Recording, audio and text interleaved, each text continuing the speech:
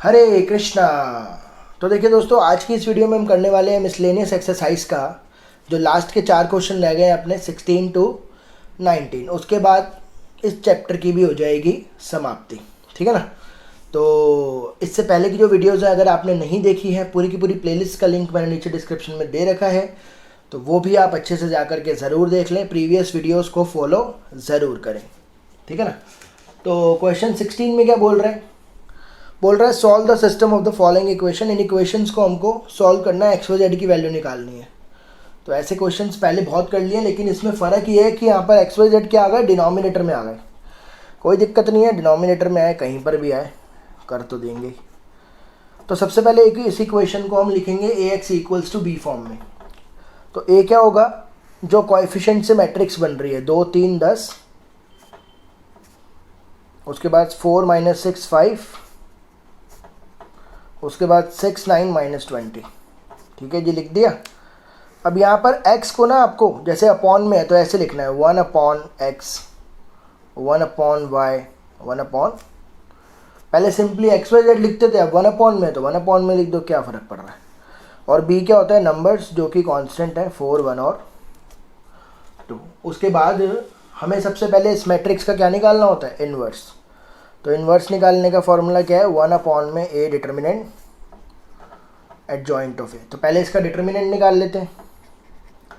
पहले रो के long expand कर रहा हूँ, प्लस माइनस प्लस, तो लिखेंगे 2, ये वाला रो ये वाला कॉलम गया, ये हो गया 6 और 20 120, माइनस 9 और 5 45। फिर माइनस का 3, ये वाला रो ये वाला कॉलम गया, -80, और 6 और 5 30। फिर उसके बाद प्लस का 10, फिर ये वाला रो ये वाला कॉलम गया, ये हो गया 9 4 36, माइनस, और ये माइनस का 36, तो ये प्लस 36 हो जाएगा। ठीक है ना। तो ये हो गया हमारा 2 माइनस होके आया 75, ये हो गया -110, और ये हो गया 72। तो ये हो गया 150 माइनस माइनस प्लस 330 प्लस 720। तीनों को जब आप प्लस करोगे तो आएगा 1200। क्योंकि डिटर्मिनेंट नॉट इक्वल टू 0 है तो इन्वर्स एग्जिस्ट करेगा, और सॉल्यूशन कैसा होगा, यूनिक। ठीक है ना। और दूसरी चीज़ हमें क्या निकालनी होती है इन्वर्स के लिए, एडजॉइंट। तो एडजॉइंट अगर हमको निकालना है तो सबसे पहले A11, देखो भाई A11 में क्या है, ये वाला रो ये वाला कॉलम गया, ये हो जाएगा 120, ये हो जाएगा 45। तो क्या लिखूँगा यहाँ पर, देखो भाई इन दोनों का सम हो रहा है, इन दोनों का सम क्या है, इवन। तो प्लस लगा दो 1, उसके बाद 120 माइनस 45, तो कितना आया 75। उसके बाद A12 तो ऑड है तो माइनस। मैंने आपको पहले भी बता रखा है काफ़ी, जब हमने ये क्वेश्चन डिस्कस करे थे, अगर इन दोनों को जोड़कर क्या कहते हैं, इवन आ रहा है तो +1 लगता है, इन दोनों को जोड़कर ऑड आ रहा है तो -1 लगता है। ठीक है ना। यही हम यहाँ पर फॉलो करेंगे, सिंपल सा प्रोसीजर। अब ये वाला रो ये वाला कॉलम गया, तो ये हो गया -80 और -30। तो यहाँ पे लिखेंगे माइनस का 80 माइनस का 30 -110, तो ये हो जाएगा प्लस का 110। अब A13 जोड़ करके आ रहा है ऑड, तो +1 लगा दो पहले। अब A13 कैसे लिखेंगे, ये वाला रो ये वाला कॉलम गया, तो ये हो गया 36 माइनस -36, तो 36 माइनस -36, तो ये कितना हो गया, प्लस का 72। फिर A21 जोड़ कर आ रहा है ऑड, तो माइनस लगा दो पहले से। A21 ये रहा, ये वाला रो ये वाला कॉलम गया, ये वाला रो ये वाला कॉलम, तो ये हो गया -60 -90, है ना। तो ये हो जाएगा माइनस का 60 माइनस का 90 प्लस का 150 आ जाएगा ओवरऑल। फिर A22 +1, फिर से ऑड, इवन है नहीं। A22 ये रहा, ये वाला रो ये वाला कॉलम गया, ये हो गया -40 और ये 60, तो -40 -60, तो ये हो गया माइनस का 100। A23 ऑड है भैया, तो माइनस लगा दो पहले से। A23 ये रहा, ये वाला रो ये वाला कॉलम गया, तो ये हो जाएगा 18 -18। देखो ये वाला रो ये वाला कॉलम गया ना, तो 18 -18, ये तो 0 आ गया, 18 -18। उसके बाद A31 जोड़कर आ रहा है इवन, तो +1 लिख दो यहाँ पर।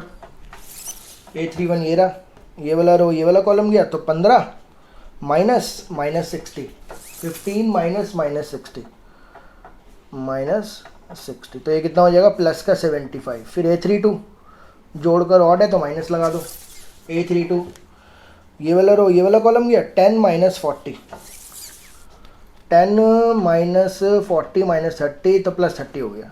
और लास्ट है A33 जोड़कर इवन है तो +1 लिखो, +1 लिखेंगे। ये वाला रो ये वाला कॉलम गया माइनस 12 और ये भी -12, तो -12 तो माइनस का आ गया 24। एडजॉइंट क्या होता है? कोफैक्टर्स का ट्रांसपोज। तो कोफैक्टर लिखते हैं पहले तीन है 75 110 72, 75 110 72, उसके बाद 150 -100 0, 150 -100 0, उसके बाद लास्ट 75 30 -24। तो इसका ट्रांसपोज आपको क्या देगा? एडजॉइंट। ठीक है, तो एडजॉइंट के लिए रो क्या बन गया? कॉलम। ये रो क्या बन गया? 150 -100, और ये रो क्या बन गया? 75 30 -24। लो जी, आ गया आपका एडजॉइंट भी। तो इन्वर्स क्या हो गया? इन्वर्स हो गया 1 में ए डिटर्मिनेंट आया था 1200 इंटू एडजॉइंट ये रहा 175 150 75 110 100 30 72 0 और माइनस का 24। लास्ट में अब आपको फॉर्मूला लगाना है x equals to A inverse B. x क्या था हमारा? 1/x 1/y 1/z, और इन्वर्स क्या आया? 1/1200 75 150 75 110 माइनस 100 30 72 0 माइनस 24। और जो b है हमारा, b क्या था? b नंबर है। नंबर क्या है देख लो भाई, 412। तो यहाँ पे लिख देते हैं 4 1 और 2। अब मल्टीप्लाई करते हैं इसको 1/x 1/y 1/z same multiply करो भाई। 75 4 जा होता है 300, 150 1 जा 150, 175 2 जा 150, पहला आ गया 1 1 10 और इंटू 4 440 माइनस 100 प्लस 60। उसके बाद ये 72 4 जा होता है 288 0 माइनस 48। तो इन सबको ऐड करके आया 600, 300 और 300 600। 600 बाई 1200 क्या हो गया? 1/2। ये हो गया 500, 500 में से हो गए 400, 400 बाई 1200 1/3। ये हो गया 288 में से 48 गए 240, 240 बाई 1200 1/5। तो 1/x आ गया 1/2, 1/x हो गया 1/2, 1/y हो गया 1/3 और 1/z हो गया 1/5। तो यहाँ से x आ गया 2, y आ गया 3 और z आ गया 5। तो इस तरीके से निकालना था हमको x y z। ठीक है, अब जो लास्ट के 3 क्वेश्चन है वो है कौन बनेगा करोड़पति। ठीक है ना, लेकिन आपको यहाँ पे ज्ञान मिलेगा, पैसे वैसे तो मिलने नहीं वाले। तो इसमें बोल रहा है ABC AP में है तो इस डिटर्मिनेंट की वैल्यू बताओ। देखो भाई, ऐसा क्वेश्चन जब भी आए, ठीक है ना, कि ABC AP में डिटर्मिनेंट की वैल्यू बताओ, तो आंख बंद करके आपको 0 आंसर लगाना है। जब भी बोले ABC AP में 0 आंसर लगा देना, 0 ही आंसर होता है इसका। लेकिन कैसे निकाल के बता रहा हूँ आपको, ठीक है ना। लेकिन अगर बाई चांस कभी आपको ना हो रहा हो तो सीधा मार देने का, ठीक है। 1 नंबर का आएगा MCQ में। तो देखो भाई, हमने एक प्रॉपर्टी पढ़ी है, अगर 3 नंबर AP में, तो AP की प्रॉपर्टी क्या होती है? AP की प्रॉपर्टी होती है कि डिफरेंस सेम होता है ना, B माइनस A इक्वल होता है C माइनस B के, हमने पढ़ा हुआ है। तो अगर मैं B को इधर ले आऊँ तो ये 2B हो जाएगा, और A को उधर ले जाऊँ तो C प्लस A हो जाएगा। और अगर मैं 2B को उधर ले जाऊँ तो क्या बना? A plus C minus 2B equal to में 0 रहा। ये चीज़ समझ में आया आपको? जो हमने ABC बोला AP में है, उसका यूज़ क्या करा हमने? उसका यूज़ ये है कि A प्लस C माइनस हो गया 2B। अब यही चीज़ हम इसको यहाँ पर यूज़ करेंगे ऑपरेशन बनाने में। देखो, सबसे पहले क्या है? A प्लस C, A ये रहा C ये रहा, मतलब इन दोनों को ऐड करना है मेरे को। तो ऑपरेशन क्या है? R1 प्लस R3, ठीक है ना। तो यहाँ पर मैंने लिखा R1 प्लस R3। उसके बाद क्या है? माइनस 2B, मतलब B वाले को डबल करना है, इसको डबल करना है, तो R2 को डबल कर दिया, ठीक है ना। माइनस का 2R2 और रखेंगे कहाँ पर? R1 में रख देते हैं। समझ में आया आपको? जो उसने ABC AP में दिया था उससे मैंने ऑपरेशन बनाया, उसका हेल्प कहाँ पे ली, ऑपरेशन बनाने में। अब देखो हो क्या रहा है, इन दोनों को ऐड करो, क्या करना है देखो, इन दोनों को ऐड करना है और बीच वाले को डबल। तो मैंने इन दोनों को ऐड करा, देखो x+2 x+4 और माइनस इसका डबल क्या होगा 2x+6, यही तो होगा। तो ये क्या हो गया 2x+6 ही तो हुआ, ये 2x+6 तो ये कट के क्या आ गया 0 आ गया, मतलब पहला एलिमेंट क्या हो गया 0 हो गया। अगले पे आओ, इन दोनों को ऐड करो, इन दोनों को ऐड करने पे क्या आ रहा है 2x+8 ही तो आ रहा है, माइनस और इसका डबल क्या है 2x+8, ये भी हो गया जयराम जी की, ये भी 0 आ गया। अगले पे आओ, इन दोनों को ऐड करने पर आया 2x+2a+2c, यही आएगा, माइनस इसका डबल होगा 2x+4b, यही तो होगा। तो 2x लिखे रहने दो, 2a लिखे रहने दो, 2c लिखे रहने दो, माइनस का 2x और माइनस का 4b हो गया। देखो भाई 2x तो गया, पूरे में से 2 कॉमन आ रहा है, तो क्या बचा a+c-2b तो बचा, और वो क्या था, वो भी तो 0 ही है, a+c-2b भी तो 0 ही है, तो पूरा क्या आ गया 0 ही तो आ गया। तो ये भी क्या हो गया 0, बाकी सेम टिप दो। लेकिन हमने पढ़ा है कि कभी भी अगर डिटर्मिनेंट की एक रो या एक कॉलम 0 हो गया, कभी भी अगर डिटर्मिनेंट का एक रो एक कॉलम 0 हो गया तो उसका आंसर क्या आता है 0। तो इसलिए इसका ऑप्शन होगा ए। समझ में आया कैसे करना है आपको।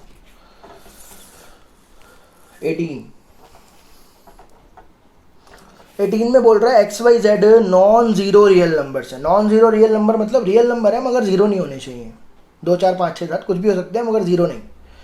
तो बोल रहा है इस मैट्रिक्स का इन्वर्स बताओ आप। तो फिर से वही बात है, पहले मैट्रिक्स लिख लेते हैं।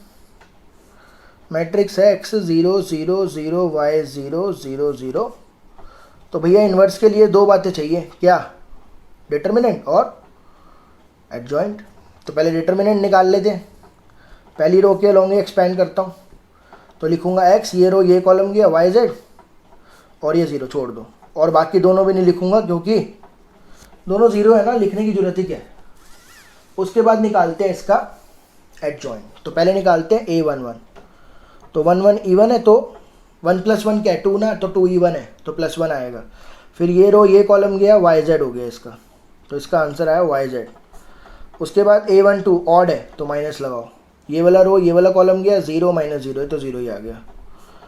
a13 ये इवन है, प्लस करके देखो, प्लस करके इवन या प्लस करके ऑड, बस ये देखना, इवन पे प्लस ऑड पे माइनस, ये इवन है तो ये वाला रो ये वाला कॉलम गया 0 - 0, ये भी 0 आ गया। उसके बाद a21 पे माइनस लगाना है, a21 ये रहा, ये वाला रो ये वाला कॉलम 0 - 0 तो ये भी 0 हो गया।